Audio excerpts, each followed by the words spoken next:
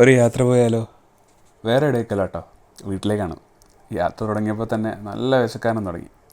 കയ്യിൽ കരുതിയതെല്ലാം എന്താണെന്നൊന്നും നോക്കിയില്ല, പെട്ടെന്ന് തന്നെ അകത്തേക്ക്. കുറച്ച് കഴിഞ്ഞപ്പോൾ ഉറക്കം വന്നു.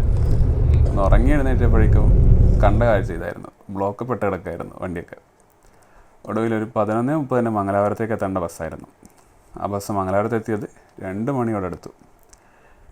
അവിടെ അവരിറക്കി വിട്ടതോ കൊടുത്ത ഡ്രോപ്പിംഗ് പോയിൻ്റൊന്നും അല്ലായിരുന്നു. ഇതിവിടെ സ്ഥിരം പരിപാടി ആയതുകൊണ്ട് വലിയ അത്ഭുതമൊന്നും തോന്നിയില്ല.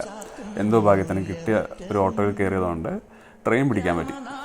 അങ്ങനെ ഒരു 1.5 മണിക്കൂർ ട്രെയിൻ യാത്രയ്ക്ക് ശേഷം ഒടുവിൽ അങ്ങനെ വീട്ടിലേക്ക് എത്തി. വീട്ടിലെത്തിയതിന് ശേഷം തോട്ടിലേക്ക് വെച്ച് പിടിച്ചു കേട്ടോ. ഒരു കുളി പാസ്സാക്കാതെ ഒരു സുഖം കിട്ടില്ലല്ലോ. അവിടെ എത്തിയതും ചുറ്റോട്ടത്തൊക്കെ ഒന്ന് നടന്നു നോക്കി കേട്ടോ. മൊത്തം കാട് പിടിച്ച് കിടക്കുകയായിരുന്നു. ആരും വരാത്ത പോലെ തോന്നിയില്ല. ആദ്യം കുളിക്കാനൊന്നും തോന്നിയില്ല.